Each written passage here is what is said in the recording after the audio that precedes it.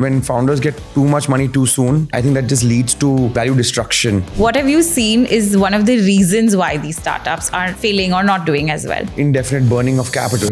Do you think it's just much easier to make money with money? No, I don't think so. Nowadays, it's like everything is quick commerce. There's a Swiggy, there's a Blinkit, there's a Zepto. Where are these three big quick commerce players going? India is one of the few places in the world where quick commerce is actually successful, right? What do you look at before investing in a company? The entrepreneur is the most important. An entrepreneur, you do everything from A to Z. Is there a company that you regret not investing in? I think every investor will go through that, right? But you've also invested in some really big companies like your Nykaa and Mamaearth. If you had to build something today, what business would you do? Yeah, I think that's a good question. My father is very clear about it. It's firm first, family second. As a family, we believed and we continue to believe in Marico, but we said, can we diversify? What is the biggest mistake that you've seen founders make?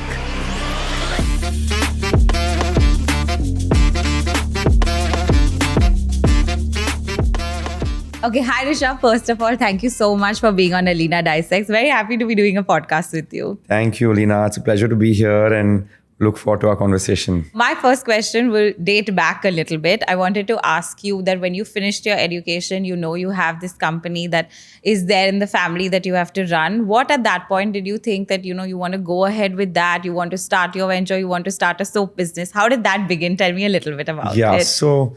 no, it's an interesting sort of story because, like any other Indian kid who grows up in a joint family, right, and South Bombay joint family, we're Kachis, we're Gujaratis, so you just assume that this is the family business, right, and you'll join the family business. So there's no other...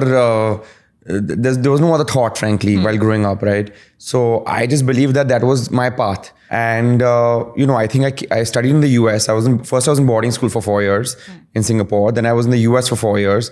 I worked in the US for a year, came back to India in 2006, end of 2006. And then, we had, my father had created a chain of dermatology clinics called Kaya. Yes. So that was part of Marico at that time. So I said, look, it was very exciting because it's a new venture. It was only 5 years old. So I said, I would love to be part of that. And we were in high growth phase at that point in time. And we were opening 15, 20 clinics per year. And this is in 2006, 2007, right? And so I joined that thinking that, look, this is what I was always meant to do. This is always where I was meant to be. And this is the plan. This is what I'll be doing. I did that for a year, then one more year, then the third year. And, I realized over that period of time that, it was, though it's professionally managed and it's a complete professional organization, but to all extents and purposes, it's still my father's organization. Right. So my father is very clear about it in the sense of saying that, it's firm first, family second. So the organization's interest comes above the family's interests. And even though we're in India and it's an Indian culture, it is an Indian organization. I think that was where the conundrum was, where I felt a bit suffocated because it was fine to go start from the bottom. And there's nothing wrong with that, and that's what one should do. Yeah, but I think over time I realized that I'm feeling a bit stifled because I wanted some autonomy, I wanted some risk, and that only happens when you're at the top level, right? At a CXO level, that's when you can do that. And because it's a part of a listed company, these things aren't that easy to maneuver. You can't make your decisions. You can't make big decisions. So I wanted to be the master of my own destiny, and I realized that. And I said, look, I want to make my mistakes. I want to do things my way. I want to learn. And I had the luxury of that because I had some capital to go out and potentially invest in, one. And two is, as a family also, we come from a family of entrepreneurs. So what we know is risk, right? And that's what entrepreneurs can do, right? They have the ability to take risk.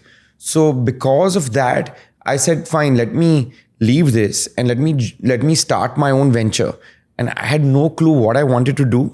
But that's when my mom had a hobby of soap making. And I said, look, Mom, you make the soap, I'll sell the soap. It's as simple as that. And I think that's where the sort of journey began from say Kaya Marico to having my own entrepreneurial venture. And looking back in hindsight, that was a great journey. But at that point in time, it was very difficult to do. It was not I don't think I can't belittle that experience. That's a big part, a big stepping stone to my journey. But it's a big risk as well that I was taking, because my identity was so entwined with what I believed I should do, which was with the Marico Kaya, that actually was able to take me away from that and open up a different dimension to me, which I never thought would be the case. And I had to create my own identity based on that. So it was in some ways a sort of reframe for me. I mean, I won't say it was rebirth, but it was a rediscovery of what do I want to do, and what is my identity, and who am I as an individual. And I think that really helped me shape myself up as an individual. Right. I was going to ask you that when you did run that business and you're coming from an education, what kind of learning did you have from that you apply even today? Because you started like brand new.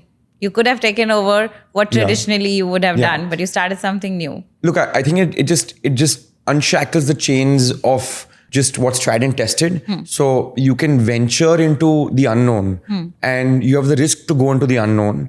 And this allowed me to have a appetite for uncertainty and for ambiguity. And in the role of an entrepreneur, I think that ambiguity is real. How much ambiguity can one take? Being okay with failure. Right. I think, being okay with failure, being okay to make mistakes. I think, with those risks, you have to be open to failure. You have to be open to accepting whatever comes your way as an entrepreneur, be it, hiring the team. I mean, end-to-end ownership, end-to-end autonomy. I think, you'll do everything, right? As an entrepreneur, you'll do everything from A to Z. It's not like this is my role, this is not my role. This is your business. Right. You have to do everything. Be it going and making sure that in the factory, before you leave, you're setting an example and making sure that the cleanliness norms are met, to the lights being shut, to, checking what the daily sales are, to making sure that everything is in working condition, day in and day out. So day in and day out, that engine of that lights on has to be there 24/7, and you have to make sure those lights are on. You have to make sure that you're driving execution, you're driving motivation, you're driving excellence day in and day out. And at the end of the day, that starts at the top. It can't start at the mid-level. You have to be the embodiment of that. And I think as every entrepreneur knows this very well, that if they don't set the right tone, it doesn't trickle down in the org. Right. But tell me that when there's an established running business, there are always systems and processes that are set. So when you entered, how did you navigate to having your own autonomy, like you said? There's some things that you can learn from, some things that you take from the legacy businesses, right? Be it your strategy, your focus, your execution. But I think you have to morph. So we are an investment firm, right? At Sharrp Ventures. So we will work on first principles thinking in terms of what it takes to be a top quartile investment firm. We have to have the right investment rationale, the right thesis in place, the right systems and processes meant for an investment firm, and while keep in mind the values of openness, of transparency, of meritocracy and excellence, you will obviously keep that intact. And those are the guiding principles that you'll operate with, because that's what your legacy firms have already built. You'll take from that, but then you'll apply your own filter and your own judgment to your investment firm. So, what a soap opera, which is what my firm was, or a Kaya or a Marico, you'll take some of those same traits. You want high level ownership. So in our organization, we have at Sharrp Ventures, our values could be somewhat similar, but somewhat different as well to a Kaya and a Marico. So we have an acronym called HEATO, which is H for humility, E for entrepreneur first and excellence, A for authenticity. You want the team to be authentic, T for transparency, and O for ownership. I think, we want to drive that within the org. And it's not like the other organizations don't have that. They do have it in some other shape or form. Right. We've derived our own value system, the way in which we believe is right. Ideally, I would think that for an investment firm like this, you would prefer more of hard skills. But you're talking about, when you talk about the motto, it's more about the soft skills that you're looking at. 100%. Yeah. Yeah. That's something that stands out, because you would think that, no, this person, for example, has to be good at, the numbers, has to be good at the business and all. But you spoke about Hito. Like, I actually genuinely believe that, somewhere in especially in an investment firm, that's table stakes, right? Having the right, if you want to have, say, a certain qualification, it's not that we are after qualifications, but you want to have certain depth of numbers, because you want to do business, you want to model businesses in terms of where they're going to go, how do you set the valuation, where will they grow from where they are today. So you need that. I'm not saying that that's not important. Of course, it's important, but I think these other nuances and these other values is what we will look at when we hire people, and that we want to drive within the org day in and day out. Right. But tell me, talking about Sharrp Ventures, and when you set it up at that time, there were not so many family offices that were doing this investment thing. How did you come up with that? And, what were your first investments like? Frankly, it happened by, there was no depth of thinking out there, right? There was no structure there. It happened very, very organically, and it was very, very sort of naturally. It sort of happened where, I think in 2014 is when, we had liquidity, because we get dividend. And, I had gone and had done some other work with our foundation where, there was this thing of venture capital where you could invest in social entrepreneurs. So actually my journey started with social entrepreneurship, where I saw that even for not-for-profits, there's a chance to invest in them, and where you are actually creating impact by investing in them. And, through that, you can live vicariously through the entrepreneurs. You can understand their journeys. You can be in touch with them. You can add value to them. You can know about what's happening on the ground. And it gave me a lot of comfort knowing that, wow, you can actually live vicariously through what they're doing, be a part of their journey. Right. So I think being a part of their journey was important to me. Through there, that's when the whole rationale changed, where as a family, we of course believed, and we continue to believe in Marico, but we said, can we diversify? So that's when I sort of, told the family that, look, I want to give my hand at venture capital, and I believe that this is something that's unique and something that's differential, because you have ownership into businesses, and there are really interesting entrepreneurs coming up, and can we back them? And so along with my father, there were a few others as well, and where we thought through this, and we said that fine, let's dip our toes in the water, let's not get completely wet. So start small. So just because you have 10 or you have 100, you can't put the whole 10 or the whole 100 into it. You put one. So, we started very small by putting small checks into businesses. And that's where the sort of the birth of this sort of happened and got created, right? That's where the journey started. And, we had both public markets as well as venture capital, which is, I more look at the venture capital part of it. And, we started very, very gradually, very, very disciplined approach to investing. And through that, we were able to really, understand what it is that we are doing, what are the mistakes that we are doing, what is that journey like in terms of the dance between the entrepreneur and the investor. What are they saying versus what do we believe in the business? How do we engage with the entrepreneurs in the right way? What is the right manner to drive valuations, or to drive your diligence, or to drive how are you aligned to the business with the entrepreneur?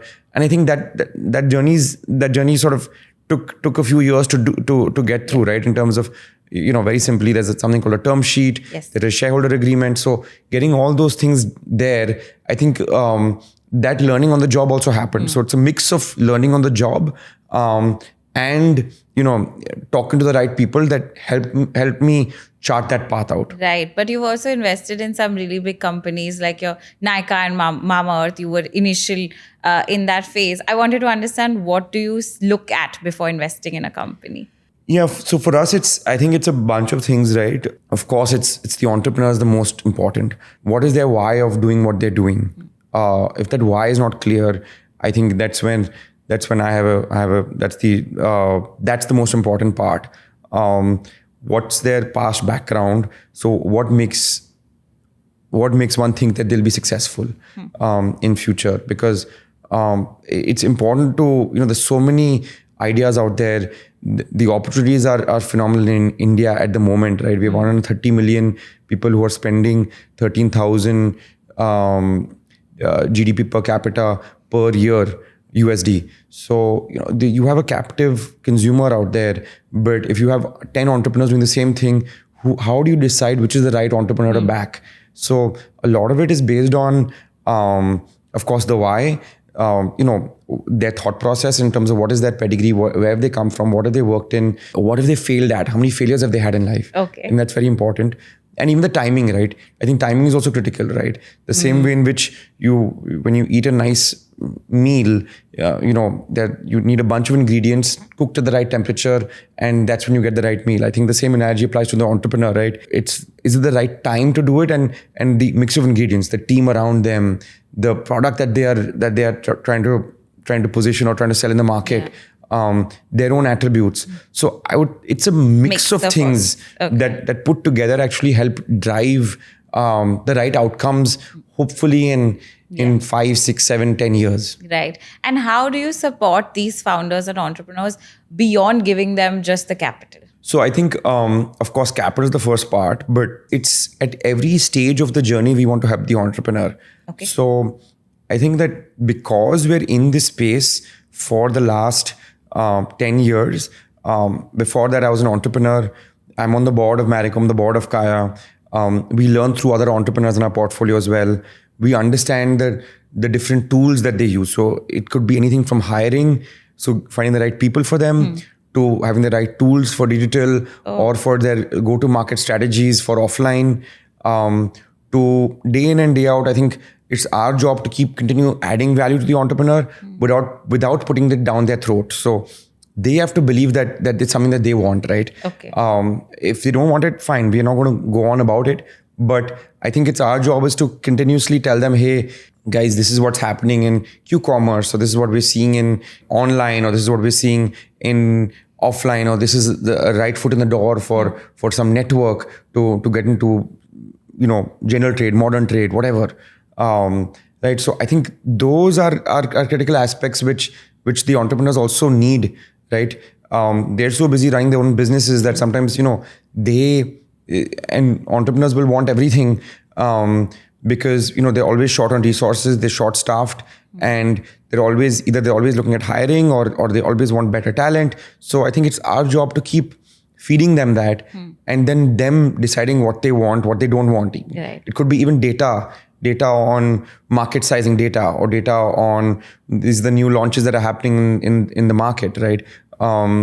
I think that really helps them, because we are able to give them the outside in, and they're so busy in their own business sometimes that outside in can get left behind. So it's our job to even continuously keep giving them information. It's their job to say, yes, we want it, we don't want it, or what's relevant, what's not relevant. Right, because there's always this talk about how involved a VC or an angel investor should be in the business that they are investing. Because some people say, no, let the entrepreneur run it. And then some say that, no, if we are investing, you also provide them with the other resources that they might need to build it. No, I think that's a very valid point. Look, we are not the entrepreneurs, right? And we keep reminding ourselves of that. And we keep saying that it's their blood, it's their sweat, it's their tears with our money, right?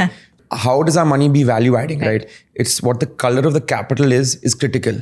So, do you want to take money from someone who's done this before, who's been through that journey before, or you want to take money from someone who has a few $1 million in, but says, hey, take it because they like you, they like your face, they think that's a great opportunity, right. And they think that fine, this is great, but they don't really know how to add value, right? And we don't claim to think that by us adding value, it's going to change the entire business altogether. But I think that value add is in pieces, it's in bits. And at the end of the day, I think if the entrepreneur at the time of the exit or whenever says that, look, thank you guys for supporting me here, or really helped me here, that means a lot to us as well. Right. What is the biggest mistake that you've seen founders make?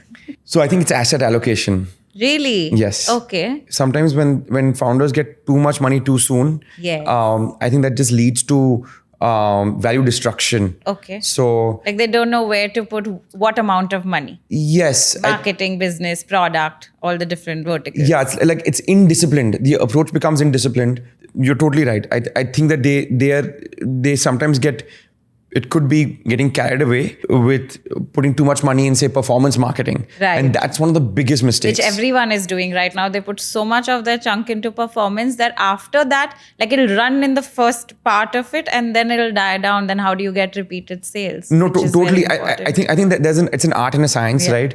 I think that, look, some burn depends on where you are in your journey. Some burn is Required. at least from us as a VC, some burn is okay, but not when you're deeply in the red. Right. So when you're burning capital, when you're not able to keep up with how much you're burning, and or you're completely your negative EBITDA is so high.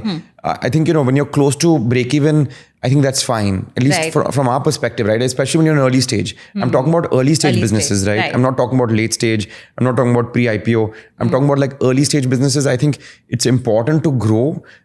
You have to get that Sustainably. momentum. Yes. But when you have an understanding of the unit economics, so Right. where you know that fine, per product I'm actually making money or I'm close to making money, I think you're fine. But or you have to have a good gross margin profile. Right. But when your business is not burning negative EBITDA to an extent where you don't know if it's a sort of spiral where you're on a treadmill and you're not able to get off the burn.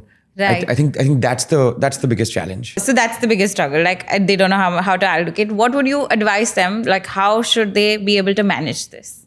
Because problem we've said. How do you solve this? A/B testing is important. Okay. So, you try it, you see where you go with the capital that you infuse, right? So no one's saying don't make mistakes. No one's saying don't experiment. Of course you experiment.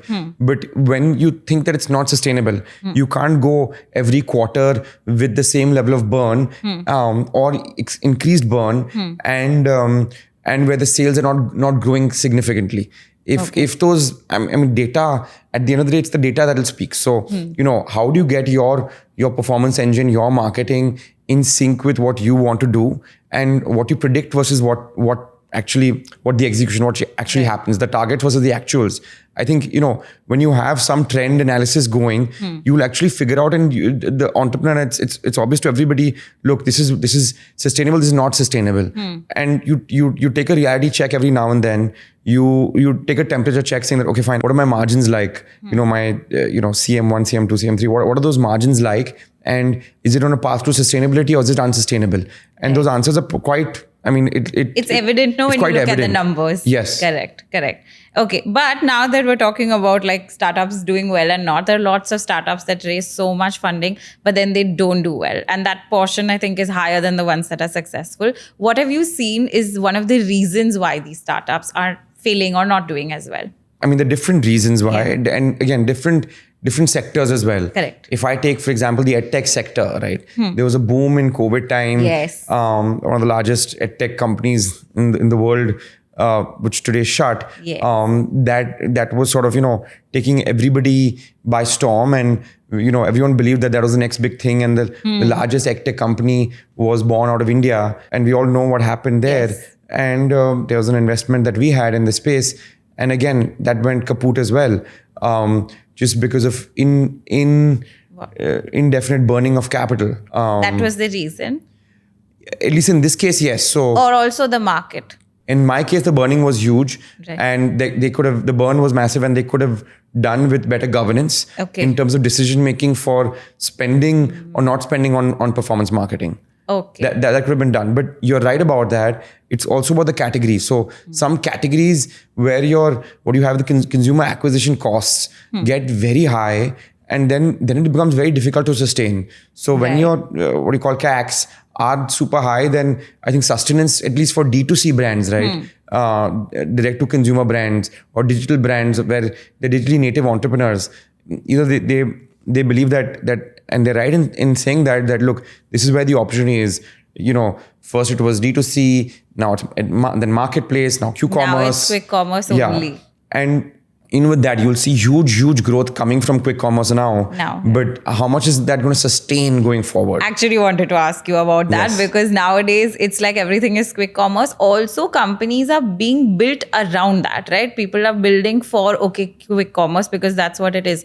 But then is this something that you should base your business on? Is it sustainable that you take that category, that time, and then build a business around it? Well, I mean, that's the risk that's there, right? You have to be okay with the risk of it might not. So certain categories on quick commerce are just going through the roof. I mean, anecdotally, you'll have people like even for like white kurtas, because people when they have to go for when someone's passed away, right, and they don't have a kurta, right, you get quick commerce and immediately you'll get that, right? Or even something like bread, right? There are certain brands that are doing phenomenally well on quick commerce out there, where they've grown multifold just because it's quick commerce. But now how sustainable is it? Right. It's left to be seen. We don't know is what that growth that's happened so far, will that continue to happen? I think that's anyone's guess. There's a Swiggy, there's a Blinkit, there's a Zepto, I mean, an Instamart from Swiggy. So, but now where are these three big quick commerce players going, and what markets are they occupying? What pin codes they're supplying to, and what unit economics they have, because they have to sustain their scale. Fine, 2 of them have gone IPO, one of them is to go IPO. So it's more secure and safe, and I think India is one of the few places in the world where quick commerce is actually successful, right? Right, because I've been watching Shark Tank, and a lot of companies that are coming right now, D2C brands, are building around the quick commerce concept only. So Right. I was like, how will this sustain? Because eventually you want this to be a business wherein it's capturing all other markets also. Correct. I would assume.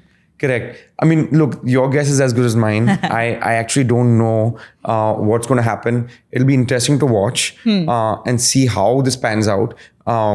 Depends on, quick commerce works in high density neighborhoods where there's spending power. Now, it's not just that Bombay, Delhi, Bangalore, Hyderabad have good spending power. There are others, there are tier 2, tier 3 cities as well, which have that, right? But within that, it has to be at a high density neighborhood where the propensity to spend is high, because your cost of delivery has to make up for that. And 15-minute delivery is massive. I mean, right, across like hundreds of pin codes, right? Not just 10, 20, 50, right? Hundreds of pin codes you have to be able to deliver at that same level of execution, with your dark stores being profitable, with your order economics being profitable. Right. No, there are a lot of things that go into it. But I wanted to ask you also, is there a company that you regret not investing in? I think every investor will go through that, right? It's called the anti-portfolio. That's what we call it in the venture world. It's called anti-portfolio. And I think it's, some venture funds actually say it's a positive. Say it's a good thing if you have a good anti-portfolio companies, which means that you're actually seeing everything. By being able to see every other company that comes your way, that's a big deal, because you have good quality companies coming to you. That's one signal. Right. That doesn't mean that just because you didn't invest in them, that's positive. Of course not. But I think there are definitely a few of them in this space, right? And I'll stick to consumer, because that's what we do. We do consumer investing and investing in consumer brands. But if I were to think of it, I would think that the two companies that come to my mind, one is this company called Mokobara, which is like a luggage brand, and my friend who's an investor there, and he runs his own fund out there, shared the deal with me, and I think we couldn't turn around our diligence quick enough to invest, and that's when we sort of lost out on that deal. And again, we love the design language, and luggage is a space it's a sector and a category which is growing. So I think that would definitely be one where you would say, okay, fine. It's something that you'd pride yourself with, right? I mean, we would look at ourselves and we look at our brands that we have, and we'd want to be proud of the brands that we invest in, right? So tell our audiences the companies that you have invested in and where they have reached now. So I think there's a whole bunch of them, right? That have come in, that are in the fray to either path to IPO, or that are doing really well, that we're really, I think, proud to be investors in. And there are different scales and sizes as well, right? So I would say, I think in 2017, we invested in Health Cart, which has got a brand called Muscle Blaze, which is like a protein brand that's doing phenomenally well, and it's got scale as well. And I think the challenge is, when you have brands that cross the 500 crore top line mark, and very few brands in the country have been able to cross that mark. Of course, you have the MNCs of the world, who the Unilevers and the Nestlés and so on, who have the big brands, but outside of that, as standalone entrepreneur-driven brands which have got that scale, right? There are a few, and which are venture-backed, right? Yeah. There are a few of them. So I think, Health Card Muscle Blaze is one. Nykaa, Mama. Of course, Nykaa, of course, Mama. Yes, that's the obvious. Which are the ones that we don't know about? I mean, they're all in different stages and phases, Okay. and I think I'll let that story pan out. I don't want to call it a success before. I don't want to count my chickens before they hatch. Oh. So they're still growing. These are They're still growing companies. They're still growing. So Okay. there's some who'll touch 400 crores. Some who'll so at different parts of the journey, right? Some at 75 crores to 100 crores. Okay. So I think because we're early stage investors, a lot of them are actually in the pre 500 crore mark in That's terms of the also top line. huge. Sorry. That's also huge. Yeah, I mean the proof of the pudding is when we'll be able to exit, IPO. right? Yeah. Okay. Exactly. But I had this question about D2C brands versus your FMCG giants, and I thought there's a huge difference between them. Until recently, I read about Minimalist being acquired by Hindustan Unilever, and it makes me think that these companies that have grown out of as a startup can actually compete with the big giants. What do you think? Well, they can, of course they can, Okay. and Mamath has proven it, right? Yes. They do compete with Marico in some way, right? Really? And in a small way, yes. I mean, they compete with not just with Marico, but with every other multinational who's in the hair or skincare category, right? I mean, they've got Dermaco, they've got Aqualogica, they've got Dr. Shea, they've got a whole bunch of other brands other than Mamaearth as well, right? Yes.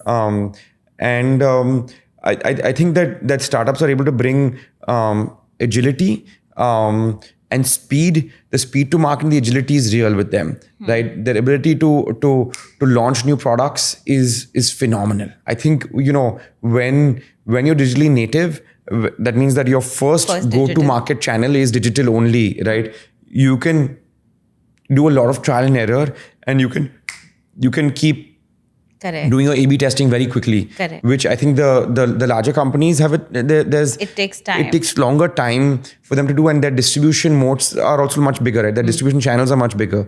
So where it's more offline. Of course, startups have the agility, they have the hunger, they have the quick decision making, which augurs well for them, compared to the larger organizations. Right. I want to understand your view on exits, but I've read somewhere that you don't look at a short-term investment. Obviously, No. you're looking at long-term as in your IPOs and all. But wanted to understand long-term holds. You prefer IPOs. You prefer acquisitions. What is ideal? No, for us, IPO is ideal. Okay. I think first exit is important, right? Getting an exit and getting a good Okay. exit is important. But Okay. within that, I would say that IPO is the best, probably the way we look at it. Yes, of course, there's a Minimalist, which has happened at a 6x multiple, done phenomenally well. I mean, we would love to be part of those businesses as well, of course. And that's not an IPO, that's a acquisition story. So I would think that, acquisitions, once it goes public, which means it's a large company as well, which means it's profitable as well. So I think that's one way. Okay. But even an acquisition is still fine. Not that we'll be less happy if it's an acquisition. The scale or the size can get impacted, or the multiple can get impacted if it's an acquisition. So I think it depends on the other moving parts of the transaction. Right. If you had to build something today that was out of the FMCG and consumer goods market and industry, what business would you do? Yeah, I think that's a good question. I think health is pretty exciting. Health? The health space is pretty exciting. Okay. So it's not consumer per se. Yeah. It's a different vertical, but a lot of But health. in health also, consumer goods are doing really well, your consumer products. Yeah. So, I mean, there are different ways to look at it. I mean, if you have, say, senior living, right, for example, and how do you cater to the senior living population, right? Or how do you cater to sustainability from a consumer lens? So, sustainability, where can you give sustainable diapers? Can you give sustainable clothing? How do you go, say, if there's fast fashion that's happening, how do you actually do the opposite, right? Slow fashion. Right? You would invest into those businesses Definitely, today? definitely. Okay. I think that, businesses where there's an edge on sustainability is something that's exciting. Okay. Businesses which have a health focus, better for you. So even better for you is exciting. Good for you or better for you is exciting. Where you're doing something for the kids nutrition, kids supplements. I think, these are all exciting spaces for us. Okay. That's exciting because people watching would be like, okay, what are you going to invest in next as a category? They want to know. I mean, we would love it. We would love to get entrepreneurs across anything to do with consumer, across anything to do with I mean, you name it, and either it's the tweens or the Gen Z population or even the kids or the senior living, right? Okay, right. got it. Okay. Rishabh, everybody says in the market that money makes money. Sometimes I don't believe in it. Sometimes I feel like you can have a bootstrap business and that could also do well. What do you think? Do you think it's just much easier to make money with money? No, I don't think so. Really? Yeah. You're saying this? Yeah. Well, I think that your fundamentals have to be in place. And as you rightly said, you have bootstrap companies who exist across the world and in India both, which have gone on to being phenomenal successes, and all because they do the same thing day in and day out. Okay. So what they started with is what they continue to do. Yes. I think it's easy to get distracted. It's easy to get indisciplined. And when you say money makes money, I think if you have a fundamentally sound approach to the right strategy, the right execution, the right asset allocation, and the discipline that goes with it, and the focus and the clear vision, I think all that helps towards successful outcome. So, but you have both. I don't think it's one or the other. You have both where... I'm asking because, when entrepreneurs begin, obviously say they're doing their own. And I'm not talking about only startup world, just businesses across. But at some point, everybody says that you will have to put in a lot of money to be able to scale that from 0 to 1 to 100, right? So that 1 to 100 will come if you give that push to it. I mean, of course it needs money. There's no doubt about that. Of course, I think that's hygiene. You need the capital to grow. But how capital efficient are you? I think capital efficiency is critical. With that same 100 rupees, how much can you earn? What is the ROI that you're making on that, whatever, 100,000, 1 lakh, or 1 crore, whatever, how much are you able to make on that? Okay. I think that's critical. I think firms that are capital efficient, it's a proven model of success where through just managing capital efficiency, they're able to scale. And that's a trait that we've seen across our portfolio as well. Right. The capital efficient founders and firms actually are able to have outcomes which are favorable to them and to their investors. Got it. Now I want to speak to a little bit about the VCs and investment people that are looking at doing this, because we've spoken about consumer. What is it that they should look at when they are investing from your experience? And also, again, what categories, what sectors are exciting right now?